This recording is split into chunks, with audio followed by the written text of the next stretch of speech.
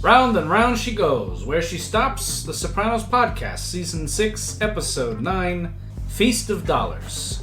Let's not sabotage his progress. That's a quote from Tony Soprano in Season 6, Episode 9 of The Sopranos, entitled The Ride, written by Terrence Winter, directed by Alan Taylor. And boy, does that combination show. This one is fan-freaking-tastic. I loved this one when it first aired. I loved it even more watching it now. The imagery, the style. This is now the third episode of The Sopranos about the theme of boredom, and it is arguably the best of those three. And potential season favorite of mine. I fucking love this one. I'm Chris D'Amato. I'm Paul Mancini. And I'm Jordan Hugh. And we are here to discuss this excellent late Season 6 Part 1 outing, The Ride. Guys, you with me? Did you love this one as much as I did? Oh yeah, this is a terrific episode, and I think what really makes it stand apart from maybe some of the other episodes that are about boredom is that this one has a kind of a dangerous desperation to it, and it really becomes very pronounced in all three of this episode's main characters, Paulie, Christopher, and Tony. I think what's interesting is that the episode doesn't really further our big major plot lines, but it's so worthwhile to see how it pays off in terms of characterization for these three guys and where they are at and where they are in terms of their abilities to make decisions that are purposeful or make decisions that are destructive or self-destructive. It's a great episode. It's also fun. It's a really moving episode. It's terrific. I love this episode. I do too. It's fun, as you said. It's unpredictable. I think it ratchets up the tension in a very interesting way that's unexpected, surprising for a lot of the characters. And I think, yeah, especially with Christopher, Tony, and Paulie, to see where the episode takes them in these various rich storylines is very compelling. I think, and recently we were talking maybe about the Sacramone wedding, about Chris and I liking event episodes, and this also is something of an event episode, except actually you have some more space because it's like a week-long feast. It's a 5-day feast, yeah. So you keep coming back to this location and the meaning kind of changes. It's great. It's a great conceit. It works. Yeah. It's a great visual spectacle because I love a street fair. It's one of those kinds of events that, and I'm not a guy who likes big crowds. You're a San Gennaro guy. You used to like the But I love the Feast of San Gennaro. Yeah. And so like aesthetically, this episode is right up my fucking alley. I love in my mind's eye, when I'm at a street fair, I kind of just zoom out and look at the whole thing and see all the Italian colored lights arcing over the group and all of the steam from the fried dough and the zeppolas and the sausage and peppers. It's an environment I know and enjoy very well, so it puts me right there. And it's also an emotionally impactful episode. And while I agree from a plotting standpoint, the episode inches along, not gallops. It is an incredible character-driven episode. And it's one of those episodes that plants very fertile seeds that, while they don't necessarily pay off in this hour, you know they're going to pay off. Sure. It's not like, there's no mystery like, oh, is this important? Or is this a sidetrack episode? No, there's some pretty important shit happening in this hour that's going to pay off in dividends later. Great outing, and of course a wonderful Moltisanti episode in the visual style of the entire thing. Kudos to Alan Taylor. Yeah, terrific. But I do agree with Paul. I think even though there's only small wheels that are turning, the cumulative effect on the tension's terrific. Yeah. Interesting opening here with Chris watching Saw. Of course, probably, he would say he's doing research for his upcoming motion picture. I do find, of all the clips they could have chosen from the numerous Saw movies, it is interesting that in this particular clip, Jigsaw is offering a deadly deal, playing one of his deadly games with a character named Michael, which of course is the actor who plays Christopher's real name. So I think that's kind of, what's your choice, Michael? Jigsaw going at it there. But kind of a pop in the mouth as this girl walks in, very pretty young lady. We've never seen her before. Chris is indicates that he's been waiting for her for a while, so they're going to get ready. They're dating. We get that vibe pretty quickly. She's pregnant. Jaw drop moment number 1. Jaw drop moment number 2. Chris walks up. Let's get married. We'll go down to AC, make a day of it. Thoughts of how this whole thing plays out, and then of course the scene ends with these cognitive mental loops that Christopher goes in with regards to his ex couldn't have kids. Bet she's having someone else's kids, a fucking tramp. Thoughts on this big development in the life of Chris Moltisanti and how it's dropped on us like a brick with no warning, no advance. We've never seen this girl before. It's great. The woman, Cara Buono, is great. She ended up in Mad Men as well, wearing a blonde wig and playing Dr. Miller. She's perfect. I love this setup for Chris because it is a dynamic life change. It's, among many other things, exciting, but a number of things pulling away from it, and clearly not over everything with Adriana. He immediately goes to it in this scene. Again, Chris will talk about these things that are good in his life, but in anticipation of using. So it's fascinating to see. It's a wild first 3 minutes in this episode. Yeah, I guess I would only add that I guess it's it's interesting that the first time we're introduced to her, she's pregnant and they're getting married. So it's kind of like the opposite, because we had Adriana for years and we were forever planning their wedding and forever aching over the inability to have a child, and the fact that it all just comes together in the first moment you meet this character almost makes the former stand out more. Yeah, it's a big difference. I liked it, to be clear. Oh, of course. Yeah. No, it's very cool, and it's deliberate. Yeah. This character is not going to have the same emotional attachment to the audience that we had with Adriana because it's dropped on us so fast. Right, and nor does Chris seem to have the emotional attachment with her that he had with Adriana either. I guess that's the point. Right. It's about an attempt to domesticate himself as his more primal impulses are tugging at him. It's good. The wrestle between Christopher trying to build his home and slipping back into drugs is a primary driving force of this episode. It's really good. And as we're going to see in a couple of scenes, the specter of Adriana is still very much haunting this young man as expected. Paulie, he's covered spiritually. Walks into the church with Patsy. The statue of St. Alzire. He could use a lacquer, another coat of paint there. Patsy genuflects. Paulie does not. Mm-hmm. Yeah, Patsy actually takes a knee. Yep. Yeah. Patron saint of Zapolas.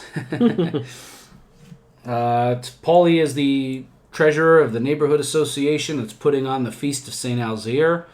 Father Felix, who Paulie usually does business, is sick. We have this newer, younger priest here. The new priest finds $10,000 for the hat and the contribution from the festival to be a little low. And boy, does he not hold back with $50,000. That's quite an increase. Paulie is you see him get those big bug eyes. I love that Paulie doesn't hold back. The church has plenty in its coffers for those pedophilia lawsuits. Patsy's a little surprised you brought that up. Yeah. I don't know if the priest is overreaching or anything. I certainly know this is the worst possible time for somebody from the Catholic Church to be pushing at Paulie. Right. Following everything with Aunt Dottie. Correct. Right? Yep. So he's a bit of a raw nerve when it comes to this, and it is what it is. He's not bending. The priest is playing the game a little bit here too. He gets a little tongue in cheek with the. Given the tenor of this conversation, I sense a possible criminal element, and it's very funny because they're extorting each other. It's very fun. Yeah. For $50,000, you wouldn't have that sense. Yep. He gives the story of the Italian immigrants, the working class, more working class imagery and theme in this stretch of episodes. We've touched on it the last several. But no hat. Paul walks out of the office and gives his thoughts very bluntly in the chapel. Fuck the hat. We're going to come back to that.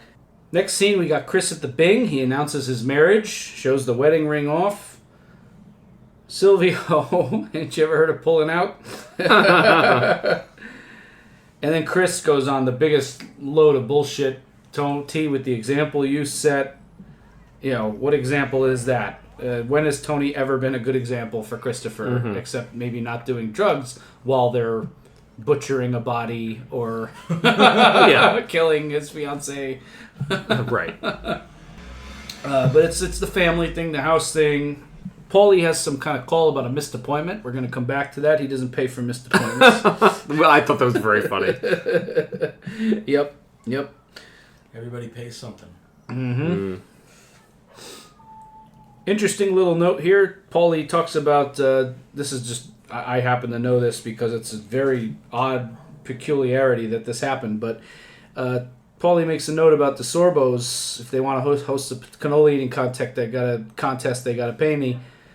The Sorbos Bakery is in Hamden, Connecticut, where I grew up. It was my town where I went to high school. It's like a suburb of New Haven, and it's a small, unassuming little bakery. I don't know how they got in on The Sopranos. It's right on like Dixwell Avenue in Hamden, Connecticut. It's a small family-owned joint that's been around in Hamden forever. Very unassuming little place. It's not one of those things you'd find on like a top 50 bakeries in the Northeast. It's just a very funny. It's a great place for the locals, but Do they have good cannoli? yeah. No, it's a legit place. It's just clearly someone on the show had a connection to that bakery. Someone had them in for this, and of course, cool. Once this happened, I went in there. They have all these pictures from their day on the set. Oh, it's so cool. Yeah, but it's a cool little thing from oddly enough, my hometown. Love the pre-GPS here, the map blast, quote unquote. There was for all you, and we have quite a few Gen Z, teenager, college age people who listen to our show. There was once a time where to get around, it was sort of in between maps and GPS, where you would go to a website, plug in your route, and print out the paper and have that in the car with you to get around where you were going. Yep. It was a little sliver in time, sort of right in between landline phones and smartphones. It was like when people had all the flip phones, you had the MapQuest, Map Blast, whatever. But very funny that they're kind of lost in the woods here, Pennsylvania, southern Jersey, wherever the hell they are. And It's very important that they're lost and that this all happens by accident. correct. Because it's the kind of exciting that can't happen with anything that you planned. Right. So, and similarly, they can't recapture it no matter how hard they try to relive it. Yes. Because it was so of the moment. Yeah. Yep.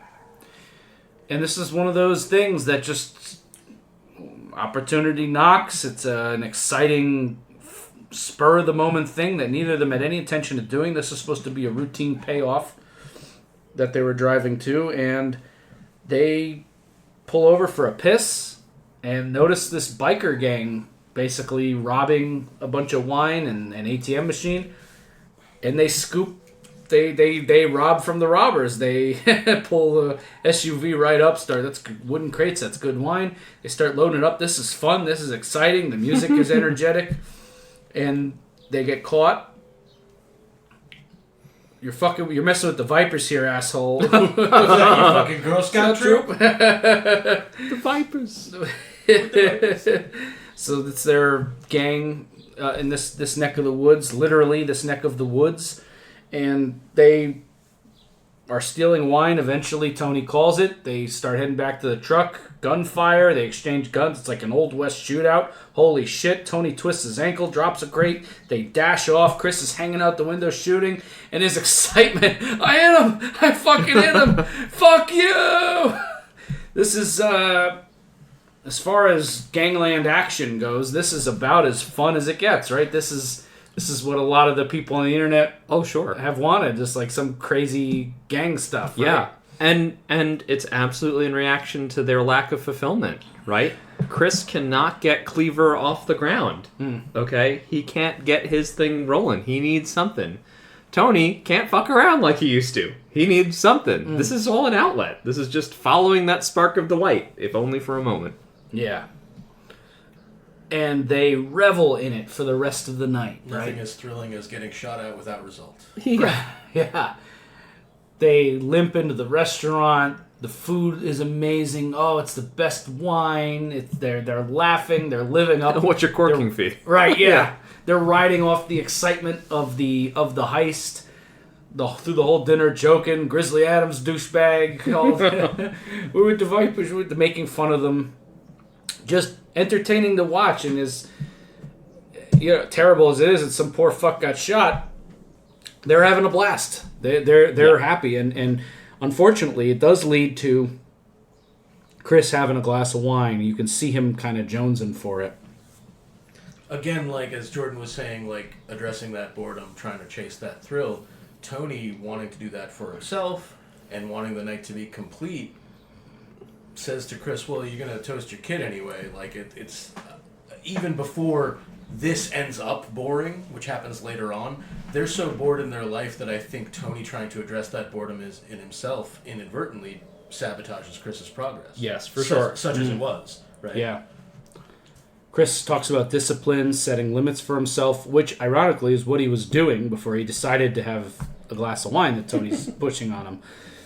Well, justifying it, enabling it. On the other side, they consider wine food. Well, you got to toast your wife and kid at least, right? Yeah, of course. Set limits. Great. Okay. And they both get Sloshed. completely blotto. They head outside for a nightcap. Tony grabs another bottle. They find a little stone wall somewhere nearby in the back end of the parking lot.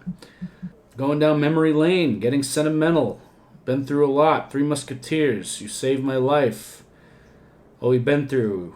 You were young, stubborn, but you always had my back. It's, for a brief moment, it feels like maybe these two are not cursed by their misdeeds in the past, but we're going to get a hell of a flashback scene here. Little trivia note, this scene was actually shot in Season 5 during the shooting of Long-Term Parking, but they removed it from the episode because they wanted it to be a surprise to the audience that Christopher went and told Tony. Oh, so wow. if you pluck this scene out of the episode, when Tony calls Adriana, you don't know if he's telling the truth or not, and they thought that was stronger. But they had this scene in the can. Oh, very nice. And and it was a great acted scene. It just, the episode flowed better without it, and they found a great use for this great scene. Didn't know that. That's great. How cool is that? And it's great. Yeah, it's a fantastic scene. And that's a sign of disciplined editing, by the way, folks, because you can have a lot of great footage. It must have hurt to take this scene out because it's so well acted, so well performed, but it made the episode better. And thankfully they found a use for it, but there's probably a lot of scenes on the cutting room floor that are excellently acted, well written, that they took out because it didn't serve the episode best. That's the sign of great craftsmen, that they were able to edit this scene out because it's fucking great. Very well acted. You see Christopher coming and telling Tony, checks him for bugs. I can't do it. Tony takes control. Find a cup of coffee. Find somewhere to have a cup of coffee. I'll wait for me to call you. And we know what happens then. Christopher says, I love you.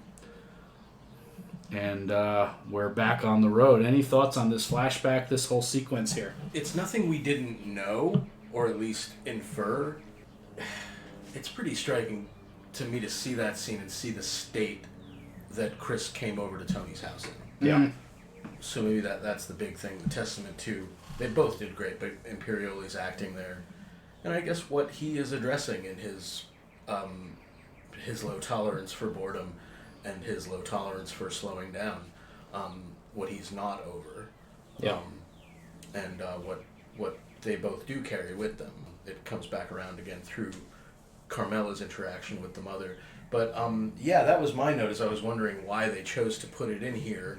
But you guys answered the question for me of what it fills in here for this episode and these characters. Yeah, this is what Chris is running from, is that what's in that scene. And like it or not, these two are bound forever. The fact that the things they've done together, I mean, they're in on this Adriana conspiracy together. They killed Ralphie, disposed of Ralphie together. So there's no, whatever fantasies Christopher might have of doing something else at any point, those are gone. They are linked.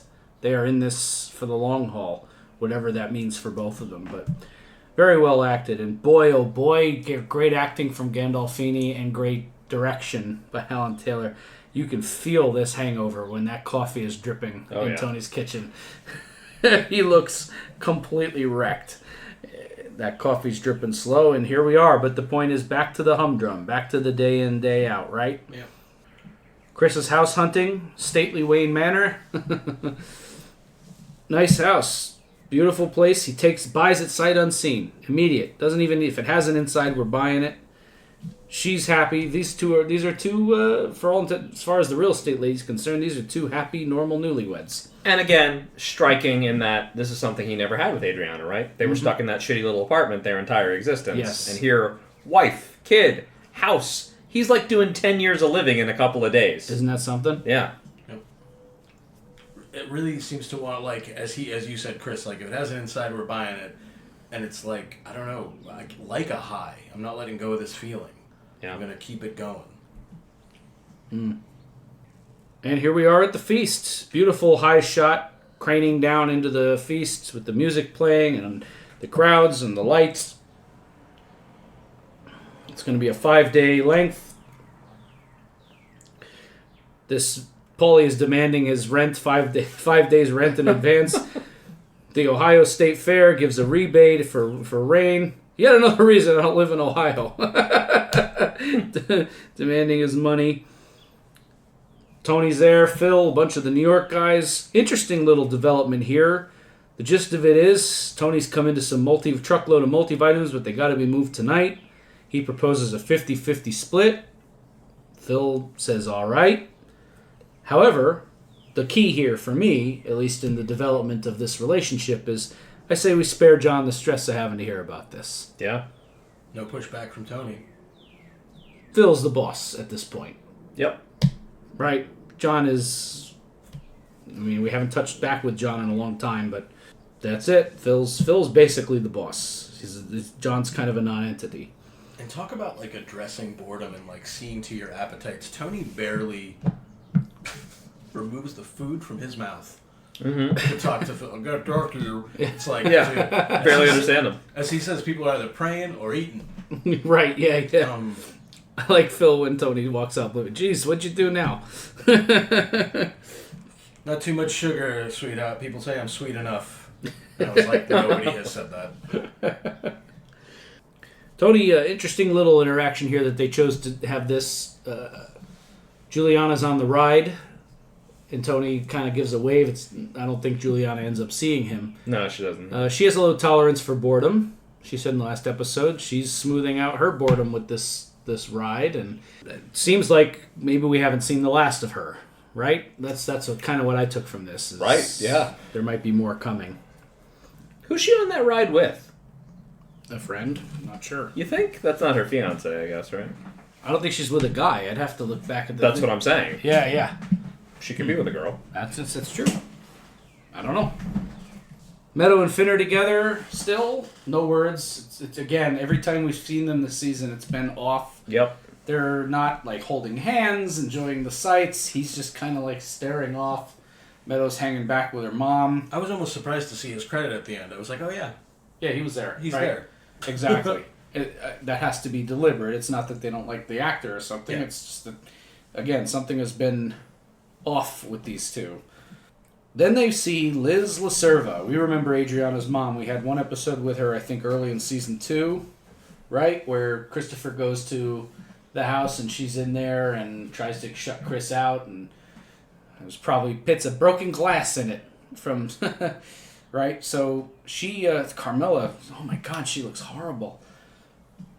But they make eye contact, so she goes over there, and she drops a bomb on Carmela here. How's your daughter?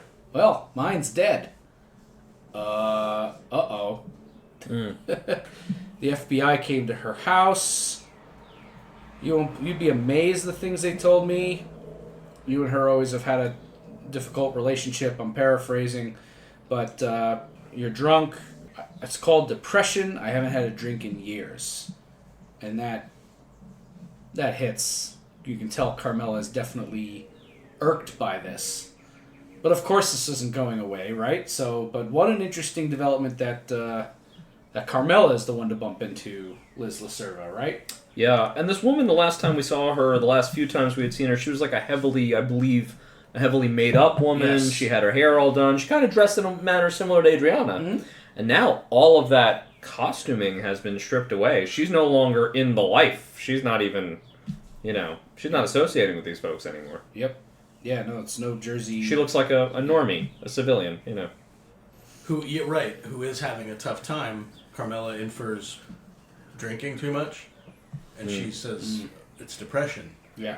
Which can dovetail, but also have the same outlook that it looks like you're not taking great care of yourself. Yeah, yeah. And her daughter has just disappeared from her life, obviously. So yeah. I love these.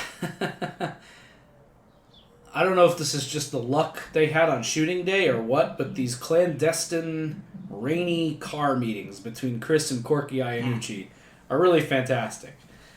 I love this actor who plays Corky. We know so little about him. He's a man of mystery, but this is a darkly funny scene. He's paying him off for the hit on Rusty.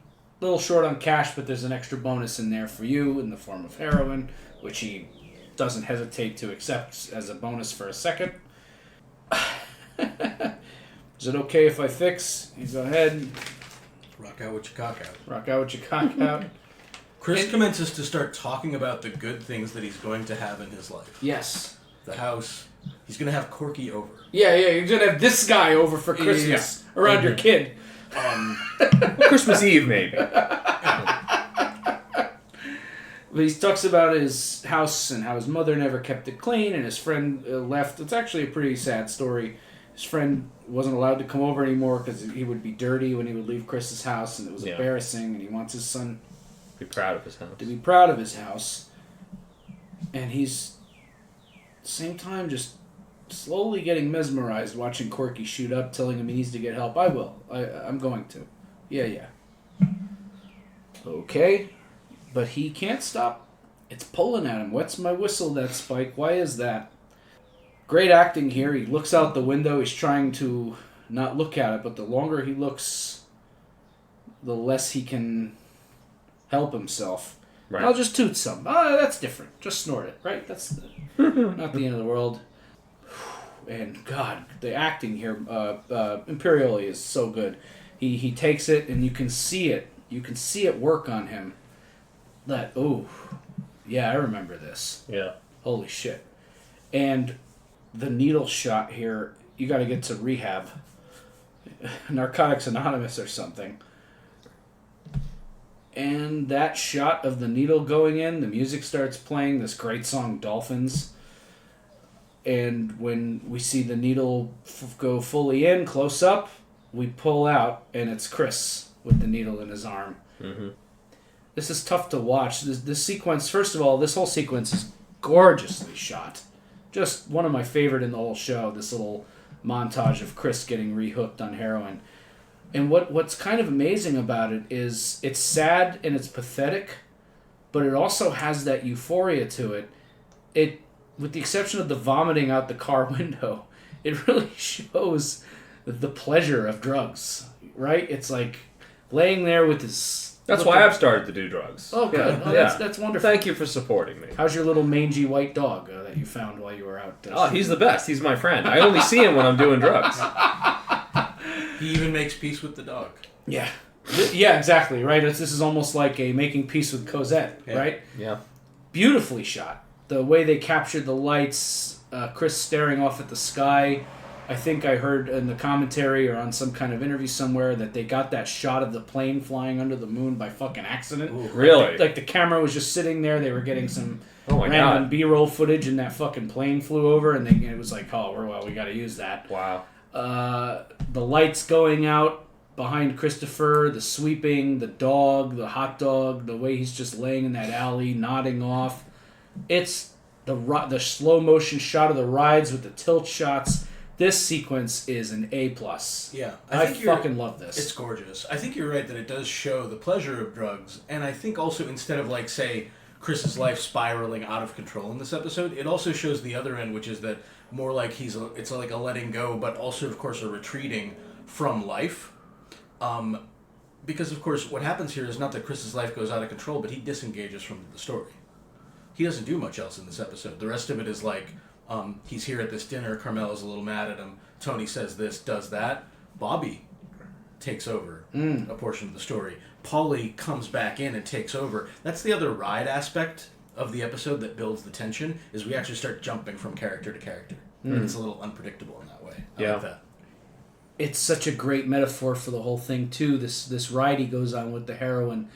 Because everything he does after this whole wine robbery with Tony, which was so exciting and fun for them and revitalizing for them, is in antithesis to that. It's buying a house, it's getting married, it's settling down, it's having the kid, it's domestication, it's day to day, it requires work, it requires commitment, it requires patience. And Chris is not built for that. There's that wisecrack earlier in the episode. A man's not whole until he's married, and then he's finished. Yes. Or a man's not complete, or whatever. Yeah. Great, Jordan. But Little Carmine said something smart. Holy shit! Oh, was that last episode? I'm sorry, I didn't realize. No, you're right. It's this episode. Oh, it is this episode. Oh, yeah. But anyway, very good, very good. The high of the gangster life is not constant, so he had to make his own excitement. Beautiful. These extras that they had, these one-line co-stars, these one-line people who are in the parade. Terrific. How the fuck...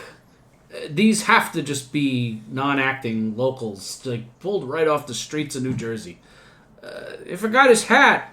Just one like Italian guy with no teeth, no hair, who just looks like a guy who was looking forward to seeing St. Elzier with his hat all year. Yeah. And came out, he's like, hey, they forgot his hat. Yeah. I was like, this is the greatest thing I've ever seen. I think Mrs. Conti's back. She's looking at him. They forgot his hat. Right? Yeah. Pray for my mother, St. Alzire. This whole thing's a little weird. They're pinning money on him. I need to discuss this. Sure. What is up with the money? This has been since time out of mind, right? You parade the saint through the streets. This is on multiple different saint days. Uh-huh. You pin money to his coat for, I guess, prosperity, for wealth, right? And that money, by the way, is used to a good purpose. I believe it's actually donated to the church, and the church will use that in its various community and charity projects. It strikes me as such a hypocritical, antithetical image to see a saint dressed in money. It is so odd to me, and it's very mob to me. Yeah. Right? Just like the whole way of... a making ceremony involves burning a saint card, right? Yeah. I mean, famously. And that always took me as kind of a perversion of what that's supposed to stand for. You know, it does not seem like you are stepping closer to God by joining the mafia in some way. But I guess that's what they would have you believe. I don't think you're stepping closer to God pinning these dollars to this saint. It strikes me as a very unholy image. I don't mean to be disrespectful to these people in these communities, and I love to attend these saint festivals, and I believe in churches, and I believe in the good that they do. I just mean the image, and particularly how the image is used in this episode, feels a little corrupting in terms of its element and influence. And of course this idea that the saint here without his golden hat has kind of propagated a kind of curse, maybe. Yeah. There's something to that. I agree. There's a lot of religious imagery that does this, particularly in Catholicism. I'm not looking to pick on Catholics here. I know a lot of great Catholics. It has the dark magic. It does. That's Catholicism. Yeah, there's a lot of beauty in the Catholic faith. There is also the fact that the Vatican is a business. It's a bank. And that's juxtaposed against the idea of I just imagine. I'm not talking about like neighborhood churches and these, but like you look at some of the ornate, gold-lined cathedrals overseas, and I just imagine Jesus in his like cloth robe and his sandals, looking at this like, what the fuck, guys? Right. So there's a opposite the mission. It right. Seems, yeah. There's a juxtaposition there, and so. Well, I'm not picking on the Catholics. And of course, Paulie is exploiting the church in many ways by having this feast in the manner that he has it. And the father, he's acknowledging there's a criminal element. He's trying to get a little bit back from the church. This is all very corrupt. Yeah. Yeah, I mean, as far back as like Godfather 2, I remember the Dawn, it's a different feast, but he pins the money. Yeah, yeah. And I think he notably pins a lot of money. Mm-hmm.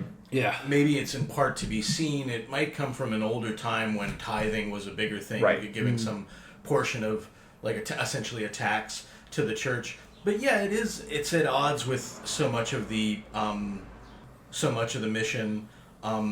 The priest, even if he's justified in some way in wanting more money because we know the mobsters are going to be stingy, it somehow goes against the principle of poverty to, again, be like seeking out this money and to be seeking out more and more. But as Chris said, it's a business. I mean, it is fascinating, and I think it's deliberately chosen that this conflict, what would end up bringing out this inner conflict with Paulie, is the conflict with the church. I think it's purposeful that they did it that way. It's very old school. It creates a lot of funny scenes as well. Yeah, and that's not the only corrupt religious image in this episode. I'm sure we'll talk about the big one later, of course, but even I thought the wine, right? The fact that they steal wine, it's notably a red wine they steal, you know, and that red wine that in Catholicism is transmuted into the blood of Christ. This brings Chris not any kind of celebration, but actually helps him to backslide into his worst habits, you know? It's kind of like an inversion of what these religious symbols perhaps should or could mean.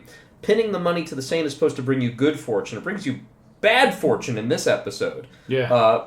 Welcoming yourself into the community of Christ through communion should be something that saves your soul, not damns it, as the wine does to Chris, or helps to do to Chris in this episode. I can't think of something to stand in for the bread of Christ, but I'm gonna, the body of Christ. But I'm gonna keep thinking about it. Zeppelin? Zeppelin. Zeppelin. Man, great stuff.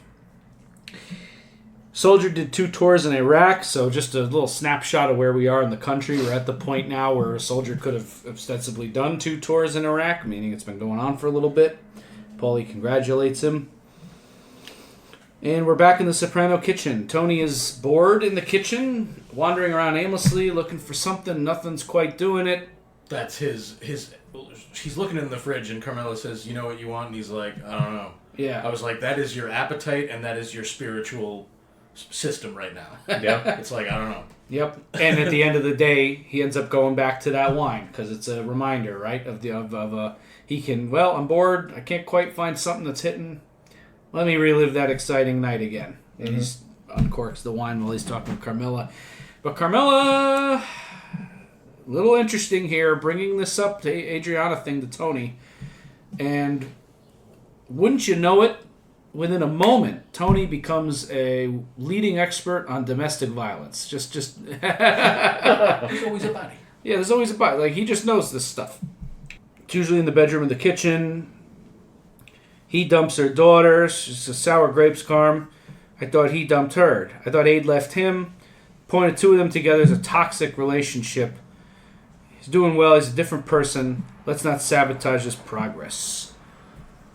What do we make of this? Where are they going with this? Well, conversation's actually very rich, right? So, Carmela comes into this conversation with a suspicion. She happens to be right. Tony knows he can't ever admit this to her or anyone.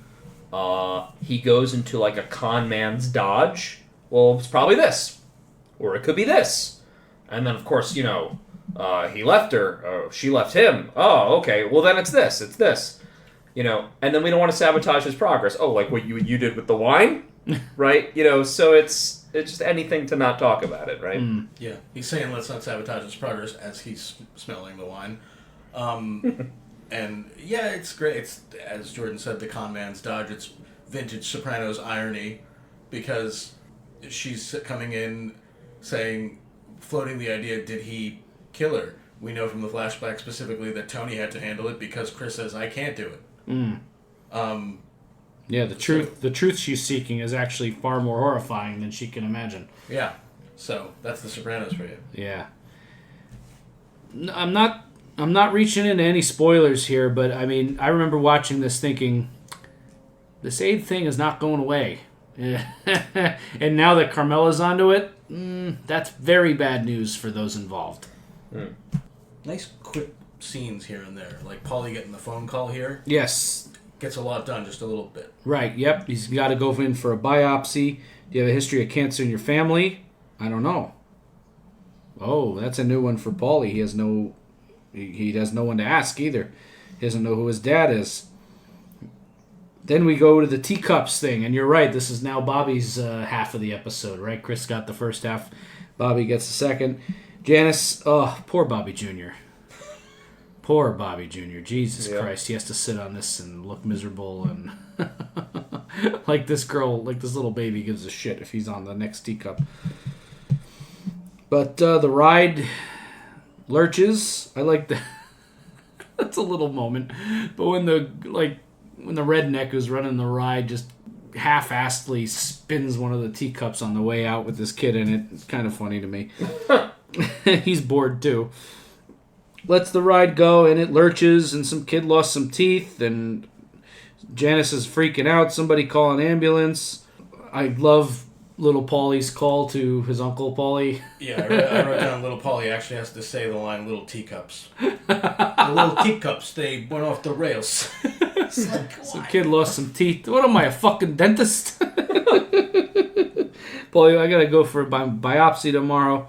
So leaving little Paulie to handle it. Bad idea. Bad idea. That's the guy you want talking to the press. Right.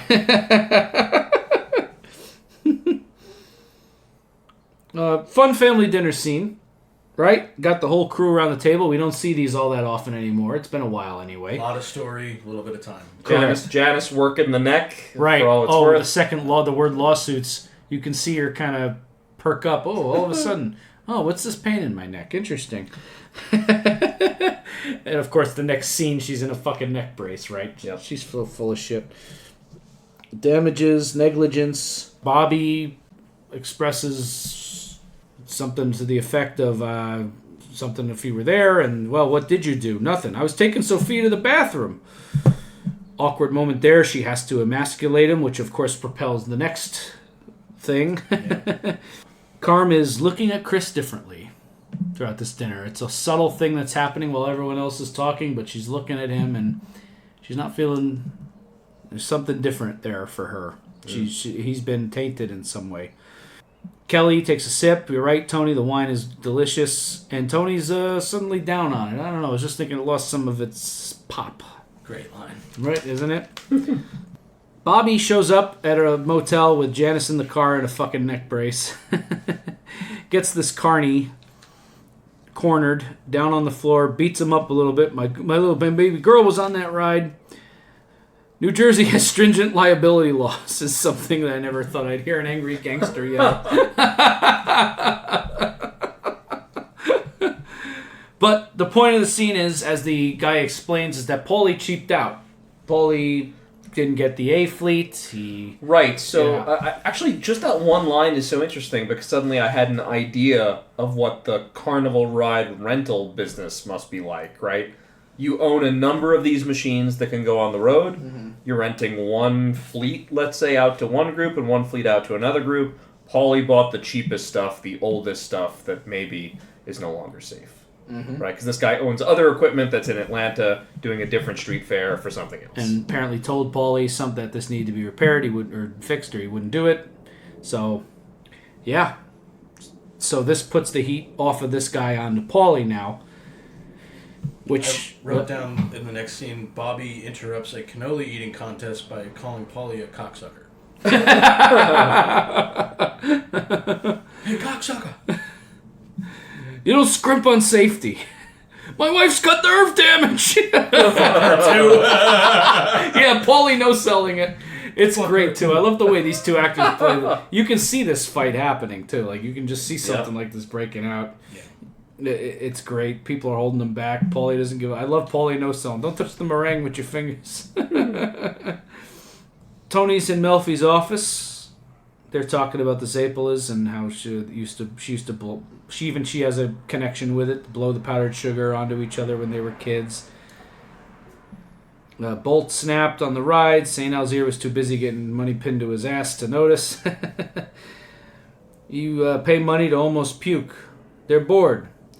And then Tony gives a terrific line here, which Terrence Winter has given credit to David Chase. So Terrence Winter submitted the script to David Chase for review and notes and all that. And I guess David Chase wrote the line, "Every day is a gift. Just does it have to be a pair of socks?"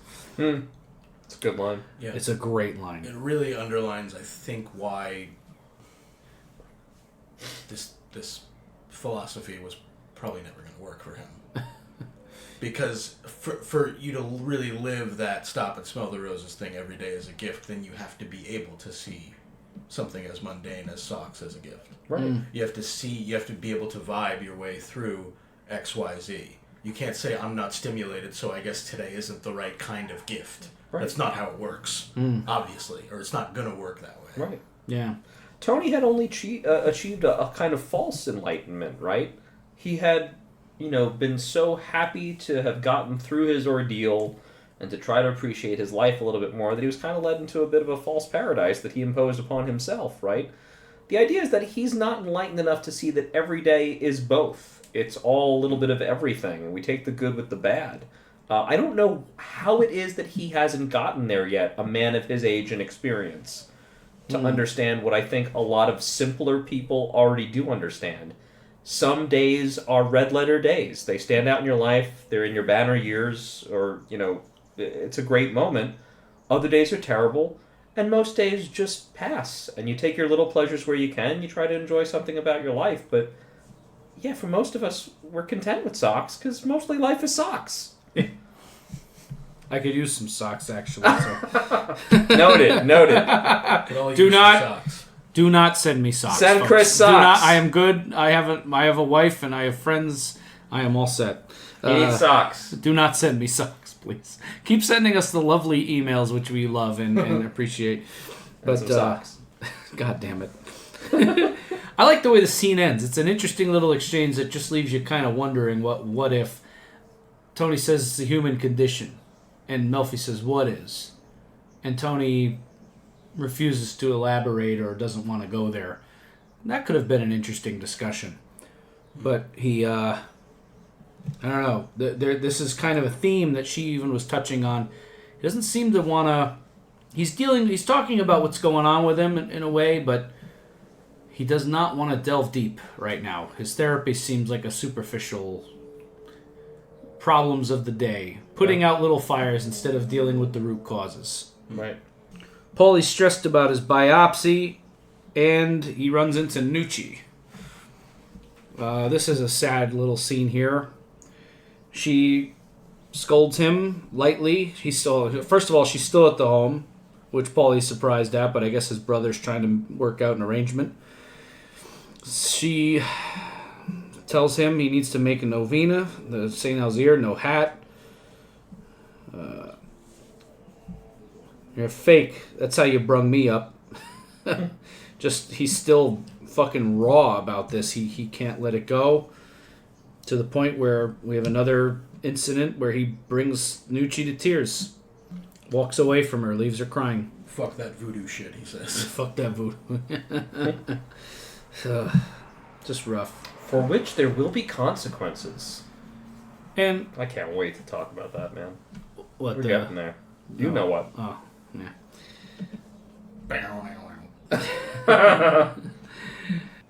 Nucci, and I'm going to say this with love, because I love this actress. Nucci's looking older. Yeah. She's that's something else to consider. Life is moving on.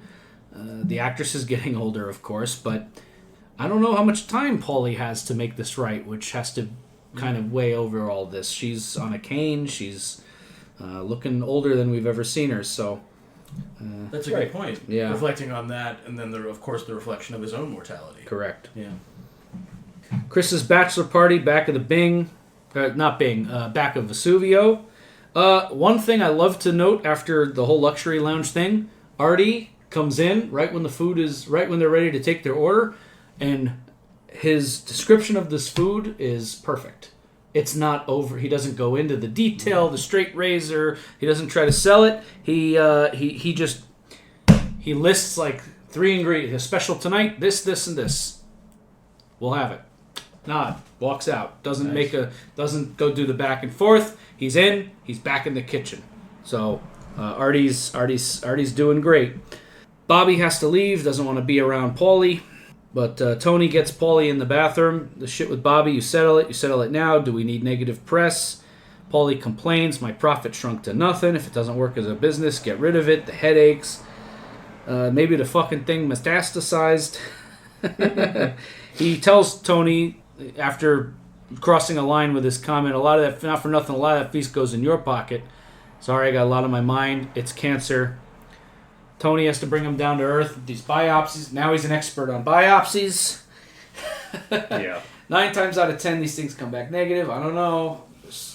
Paulie is being Paulie. He's very paranoid. He's got a lot of issues with his body and illness and things like that. He's very neurotic. Tony has to tell him, get a grip. He has to go to the Bing tomorrow to meet somebody there. And the next scene, we're back in the Soprano basement. Tony's rotating the wine, putting it on his little rack there. Chris comes down and they have the most tedious, uncompelling exchange possible.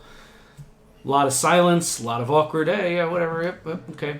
Try to breathe some life back into their story. Right, yeah, Vipers exactly. encounter. Yeah. A lot of fake laughter. Correct. They go back into it. It's very hollow now. Yeah, right. And it feels pathetic watching it. Have we ever seen this wine rack before?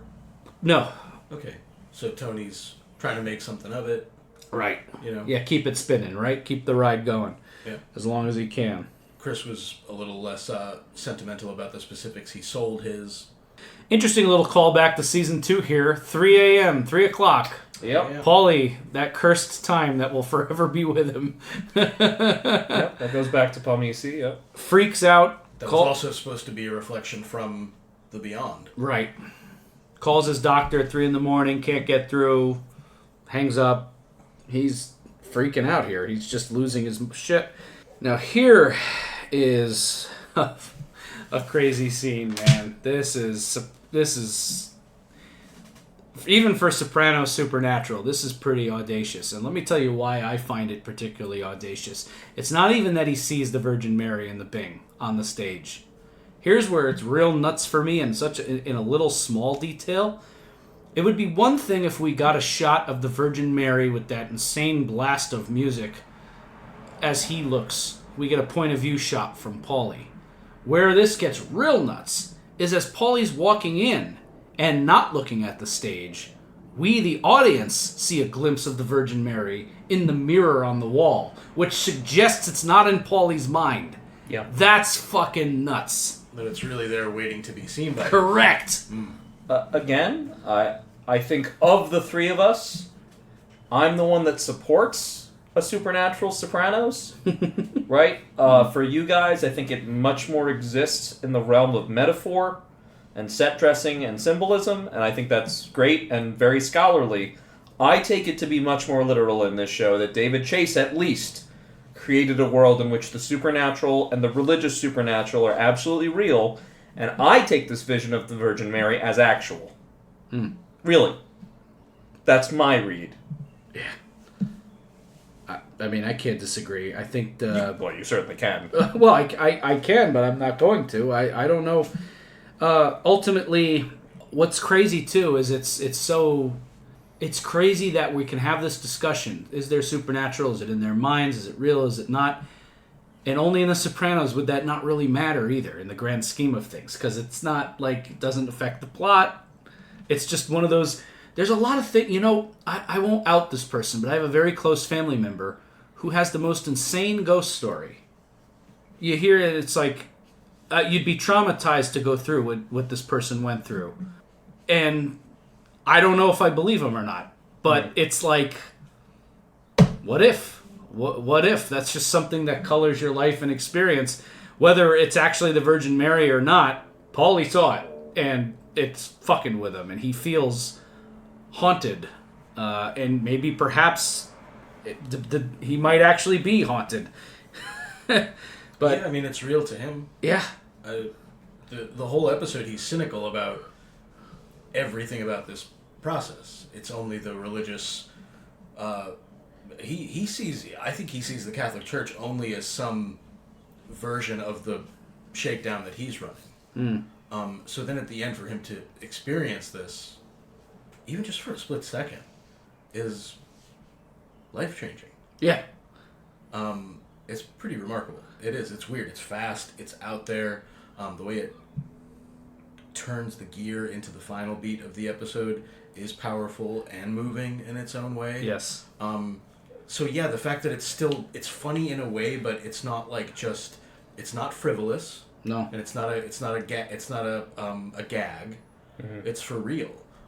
It's powerful. I do think it's funny that she's floating above the stage, that she doesn't need the pole to hang on to. But it's just for a second, yeah, it's remarkable. Yeah, and again, in the Bible itself, folks who we would later perceive as saints or angels, they do not just appear to religious people and priests.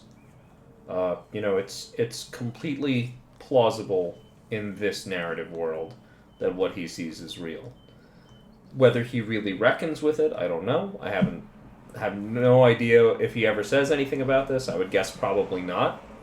But for that moment, it's real. Well said. We're getting to our final beats here. They're all walking around the last day of the feast. Tony, Bobby, Janice, Carmela. They're there with little Nika. She's cute. They're sad that the feast is wrapping up. It always goes by so fast. St. Anthony's week after next. They're looking forward. They're looking for the next one. So funny. Yep. And then this little moment here where Nika still wants back on the teacups, despite the fact that it was a catastrophic ride.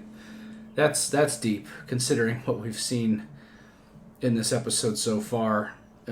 What a beautiful metaphor to use this child for this point, and it's so brilliantly illustrated and simplified and boiled down. And she walks up to the gate, and I love this little beat at the end where Tony picks her up and spins her around and the music's going. This is one of the rare times in the show, even though he's a hardened criminal gangster, this is just one of the rare moments where the softer, gentler side of James Gandolfini kind of reads through. Because you can't fake making a kid laugh like that. No, and that little kid's not an actor. Right. That she's laughing. She's liking it. So it brings a smile even to the cold face of Janice. It's it's sweet. I really like this moment. Yeah, if you notice what happens in the scene, she's crying because she wants to get at the ride. Janice tries to get her to come back with her usual motherly approach. Shockingly, that doesn't happen. Bobby, also on brand, tries to bribe her with snacks. Right. Nothing. Gandolfini and Tony, maybe because he can, for at least children, transform into a big goofball. Mm-hmm. Uh-huh. I think I have this skill as well. He is good with little kids. And so it's a sweet moment in a way. But yeah, it made me reflect on how I could see Tony Soprano in that role being good with like little kids. But perhaps it's in part because he understands their boredom. Wow. Well said, Paul. We see a very childish side of Paulie in a minute here. He shows up at his mom's house, Nucci. Not his mom, I guess, but his mom. Knocks on the door. She answers. Paulie, I don't want to argue. He lets himself in. He's being quiet. He doesn't come out and apologize. What are you watching? Lawrence Welk program. He sits down in the sweetest way possible. You want some cookies? It's beautiful. She sits down. They watch the wind out the window, Paulie notices, which is great. The wind coming back again this season. The wind beneath Paulie and the wind beneath the entire guiding action of the show. It's not going away. It's what an interesting thing to do, to touch back down on this everything being everything, Eastern Buddhist religious philosophy, while also getting through to Paulie with this very Western religious tradition of Catholicism and the Virgin Mary. It's fascinating. He sits there and wordlessly and effortlessly, because that's a mother's love, makes things right with his mom. And it's really sweet, and it's a hell of a note for this episode to go out of. And I love the crane shot out the window, zooming out past the tree in the wind. It's really lovely note to end the episode on. Any final thoughts on this scene and the ride as a whole? Just that it seems like, at least for Paulie, he gets the thing he needs, right? Maybe not Chris, maybe not Tony, even though Tony does bring joy to his little niece. Paulie gets what he needed. That was the thing missing. He may have cancer, okay? He may have really fucked up this festival in a way that's beyond repair for him. He might lose this as a business, and also he may have offended the saints in some way, right? Or the saint. But really it's that he's lost this relationship with his mother, right? Paulie's a really simple guy. That's all he has. He was the one guy, we've talked about this on the show many times, doesn't have a wife, he doesn't have kids. All he has is his gangster lifestyle, the capital F family, right? And mom, right? So without mom, he's been unmoored all this while. I hope that we are to take from this scene that they're reconciled. And I think more than the offending of the saints, that was the meaning of the appearance of the Virgin Mary to him, was that she's the patron saint of mothers, right? That you should honor your mother, go back to your mother. I think that is the urging. And I take the wind to symbolize, forgive me for being so literal, God. Well said. Yeah, I think Paulie does get something like what he needs, or at least as best you can hope for. In the world of The Sopranos, often very bleak. A couple episodes ago when we did Luxury Lounge, it seemed like when Artie came back to being good at something that was worth being good at, that's the best you can hope for in this world. Even if you're still going to have rough days where you think it's tough for the regular guy. And Paulie might have cancer. He doesn't have a ton of time left with Nucci. Neither of them do. But you cannot go to bed angry. You can do that. As Jordan said, for Tony and Chris, it seems a lot more bleak. It seems like they will always be seeking out these rides and these thrills to fill this hole in themselves as they try to stand astride these different worlds and hold it all together. Remarkable episode, particularly brilliant, I think, in the way that it unexpectedly ratchets up the tension in the second half in ways that I was not prepared for. What a sad state of affairs. This is pretty bleak to me, that what is the salvation for Artie and Paulie, which is getting back to what you know, getting back to your root, getting back to what grounds you, is what curses, especially Christopher. Yeah. Because that's his drug addiction. Because what he had outside of his gangster life is no longer there, and I don't think, unfortunately, as sweet as she may be, this Kelly girl is going to fill that emptiness that the whole Adriana situation left in him. And Tony, as we get later in the series, you hope, there are moments of hope maybe post-shooting that he can turn something around and hit some kind of great realization, but as we race toward the end of the show, we have to confront the possibility that this guy is a bottomless pit. So, yeah, it's interesting. What a ride. What a thrill ride of an episode. Visually, thematically, the story was great. This is great. This is a probably going to be on my top 3 favorites list from this season, and might even be a series favorite. I have to take it all in big picture, but thank you to Terrence Winter, Alan Taylor, and everybody involved for this hell of an episode. Coming up next is Mo and Joe. I can't believe we're 3/4 of the way through 6A. We really just got 3 left in 6A, and then we're doing our 6A retrospectives. So we're coming up on the end of this thrill ride. Mo and Joe, interesting episode. We're going to get Johnny Sack back in the picture. We'll see where all that goes. Good stuff. I'm Chris D'Amato. I'm Paul Mancini. And I'm Jordan Hugh. And we'll see you next time from Mo and Joe. We're with the Vipers.